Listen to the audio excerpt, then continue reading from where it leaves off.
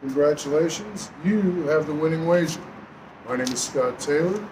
And I'm Stan the Man, your number one fan, back with you for tonight's preview of the NCAA basketball tournament's Final Four.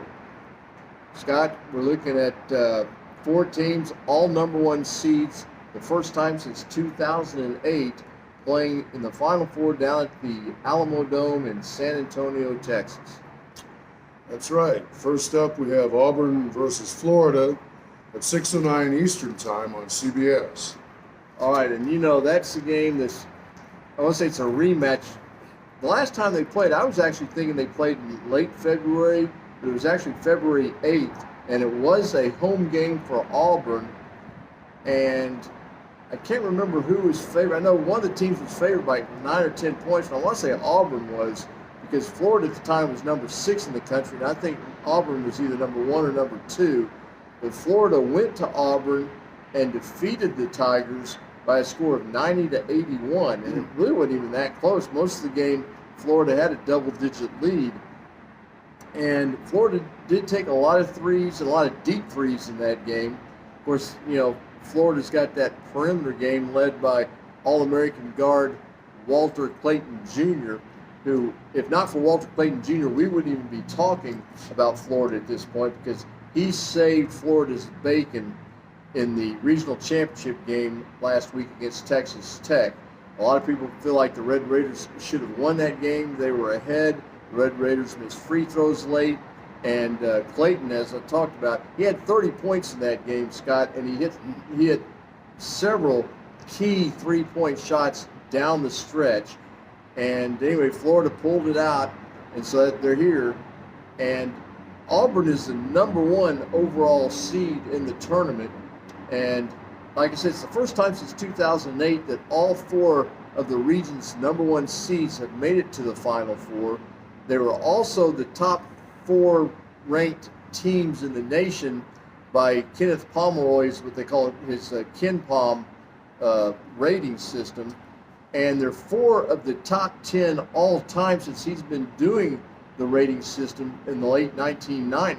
So we got 4 excellent teams here. Like I said, number 1 against number 1 and number 1 against number 1. So in the first game, Florida is a 3-point favorite last I checked. Our method, which is devised by a man that I call the Wizard of Westwood, not to be confused with the original Wizard of Westwood, the late great John Wooden, who coached the UCLA basketball Bruins to 10 national championships in the last 12 years of his legendary career. But our own Wizard of Westwood, is the man who devised the method that we go by. But even talking to the Wizard last night, he said, he's got some plays. He's been batting about 1,000 playing teasers. And of course, I personally like playing teasers. And so he and I talked a little bit about that and what we should do in the Final Four. And he said he's going to be playing teasers now throughout the remainder of the tournament. It's worked so successfully for him during the tournament. And as someone who doesn't particularly like point spreads myself, I'm all for teasers. And we'll talk a little bit about that here in a moment. But in this game, Florida's favored by 3. I think they start off as a 2.5-point favorite. And we've got, our method says go with the Gators. And, you can go, this is going to be one of these games, and you can say this about both of these games, and nobody's tuning in to hear me say, well, this game could go either way. But this is a game that could go either way. Now, Janai Broome, and you were talking about Janai Broome earlier, wanting to know, is he healthy? Because he took that fall in the regional final game against Michigan State. And, he left the court for a while. They x-rayed his elbow. It was fine. And he came back, and as soon as he got on the court, he hit a 3-point shot. And that's the thing about Janai Broome. He's a 6'10", senior power forward who can work you inside. He can, if you put a bigger guy on him, he'll take you to the perimeter. He can hit the perimeter, Jay. I'm not saying he's a sharpshooter, from 3-point range. I'm just saying he's not afraid to take that shot, and he can hit it. If you put a smaller man on him, then he's going to work you inside, down low in the blocks. And he's not the only thing that Auburn has. If there's a true team with the team aspect in this Final Four, to me, it's Auburn. Now, I don't know that they're the most. I'm not saying they're the most talented team in the Final Four. We'll talk about that here in a moment. But in terms of Auburn, they're only about 8 deep, so they don't have a lot of depth, Scott. But the one thing is that 6 of those 8 players are averaging scoring in double figures this season. Janai Broom is a 19, 11 rebounds, 3 assists per game player.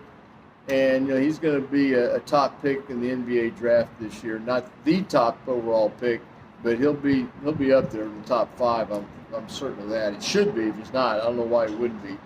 And Auburn is an older team. They're very senior laden. All 5 of their starters are senior. But coming off the bench for Auburn is a young man, a freshman, 6'1" guard named Tahad Pettiford.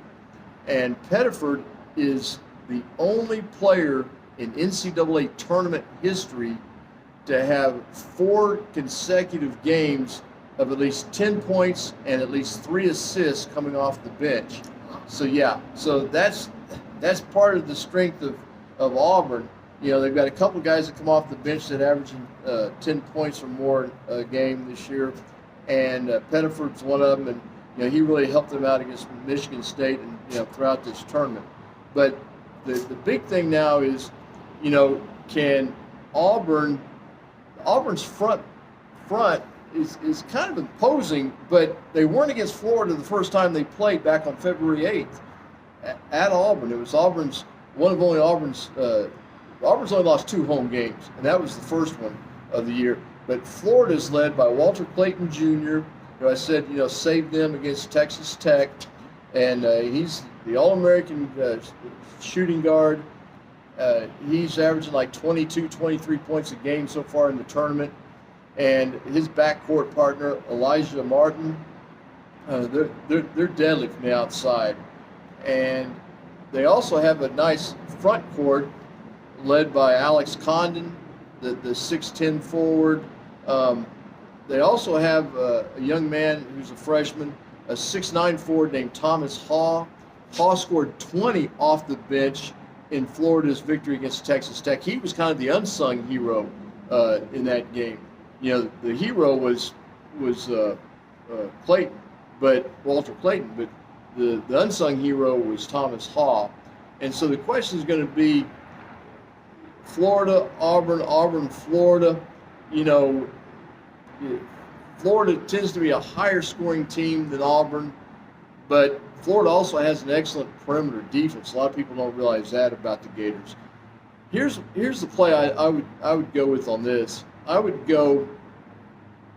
probably put points, do a 4, 5, 6, 7, maybe even an 8-point teaser. I mean, a teaser that I would like would be an 8-point teaser with 3 items. And one of those items would be taking Auburn plus 11, which is a lot. Now, could this game be a double-digit game in favor of one team or the other? It could, because sometimes, typically in semifinal games, Scott, a game does get out of hand. Will this one get out of hand? It might early, but it might not be as big of a problem. And so we'll have to see exactly what's going to happen with all that. But I would the method says take Florida -3 in this game, and I don't think we have a play on the over/under on this one. But at any rate, that's what the method has to say on this. But we're talking about it, and the Wizard himself says that he would probably take points and put it on Auburn, to get them from a +3 to a +7. If you wanted to do a 4-point even money teaser. And in this particular game, and I forgot what the over/under is. I should have that. I think it was 150 something. And maybe tease that down and have it go over. But there's one thing, and I'm just going to talk about this when we talk about the second game of the doubleheader. But the game's being played in the Alamo Dome in San Antonio. Okay, so what's the big deal about that other than that you can have a lot of people there? it's the depth perception because you're playing basketball in a football stadium, and that can really create havoc.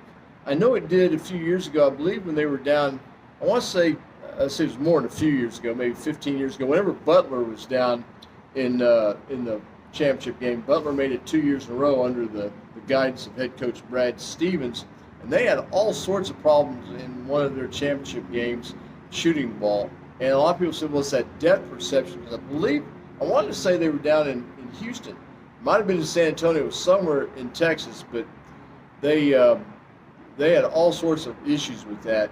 So will that be an issue for any of these teams, all four of these teams? We won't know until we get into the game.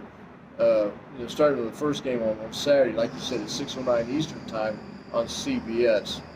But first game, the method says go with Florida -3. All right. The next game is Duke versus Houston at 8:49 Eastern time, also on CBS. Yeah, and that's the game that everybody's really looking forward to. I mean, obviously, Florida Auburn's not exactly chopped liver either, but with this game, you've got Duke, the #1 offensive team in the country, against Houston, the #1 defensive team in the country. Duke, and I know you've had a strong feel about Duke. I've had a strong feel about Duke. Personally, I think Duke wins it all.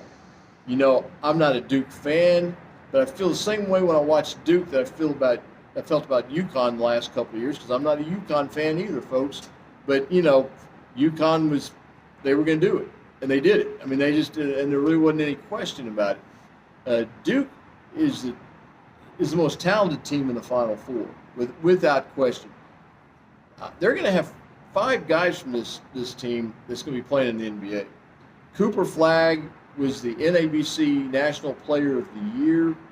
He's averaging 19 points and how many rebounds a game, but he is going to be the top overall pick in the NBA draft this year. Now, does that mean that just because he's going to be the top overall pick that his team's going to win the national championship? That doesn't mean that at all.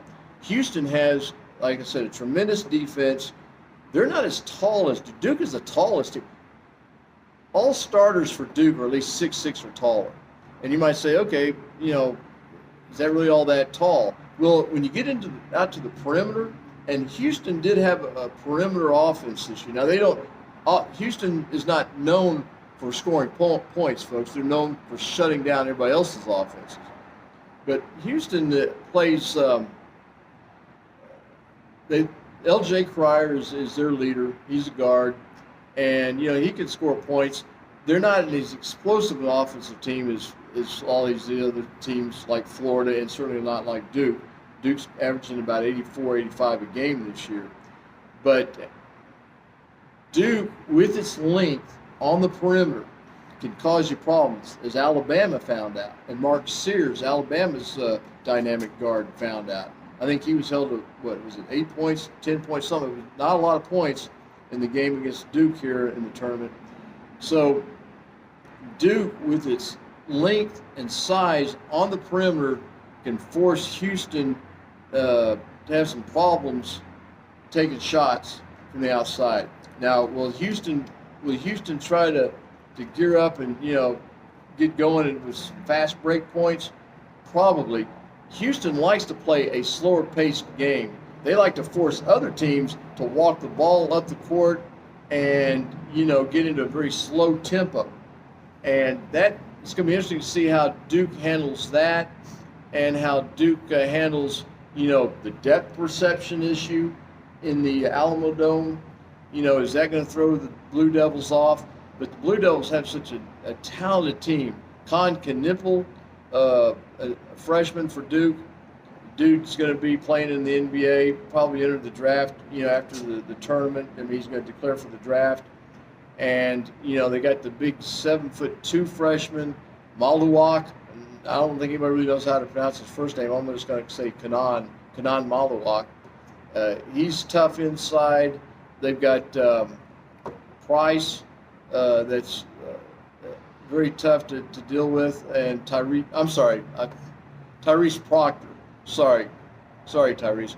that's they're just it's one player after another for Duke. This is going to be a real challenge for Houston's defense, but it's going to be interesting to see how that works. Now, okay, Stan, that's all well and good. Thanks for the preview. What does the method say? What does the winning way method go with?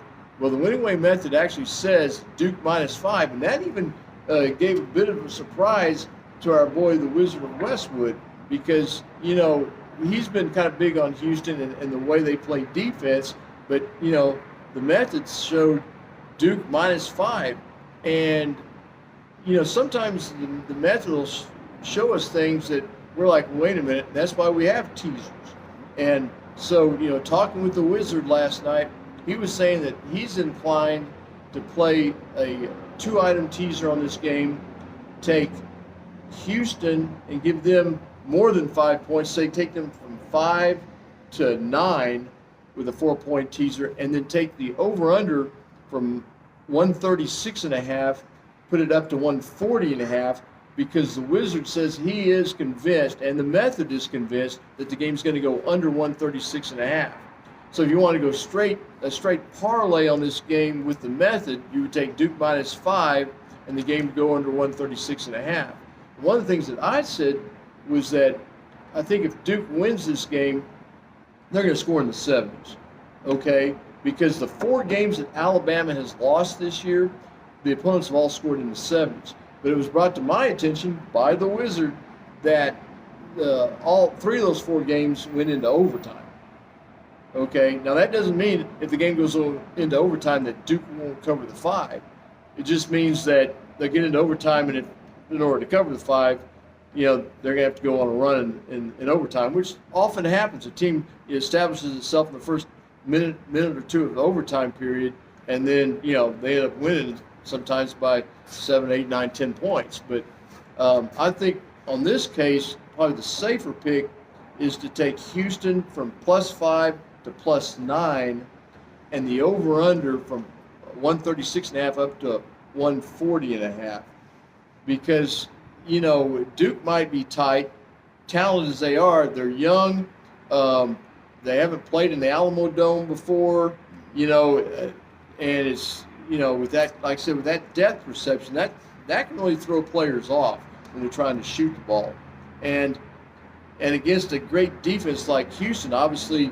The depth perception issue is going to favor the defensive team. So I like that idea of, doing a, and by the way, if you're like me and like you are, Scott, convinced that the Blue Devils are going to win it all, then obviously they got to be Houston.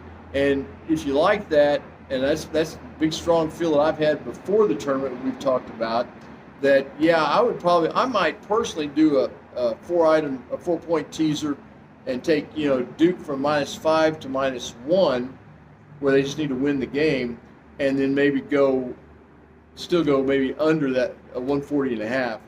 Or if I think Duke's going to go crazy offensively, which I'm not convinced that they are going to in this game, I might go down to 132.5. But I really like the Wizards' idea about, hey, why don't we take a teaser, pull that up to 140.5 and go under, and put the points on Houston. Now, the 8-point teaser, which is a 3-item teaser, and listen, I know a lot of guys out there, and gals too, don't want to mess with a 3-item teaser.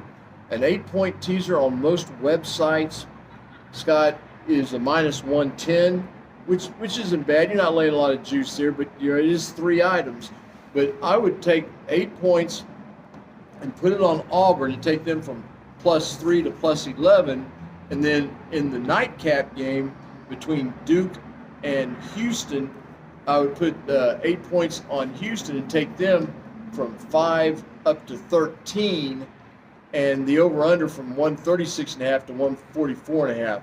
I feel pretty comfortable with that, Scott. So that would be my play. Again, the winning way method's official pick on this game is Duke -5 and the game to go under 136.5. Sounds good.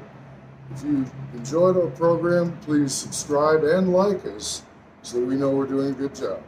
And good luck to both teams. And before the final game, we will have some type of a pick and preview session It might be one of the shorts that I've been doing a lot since football season.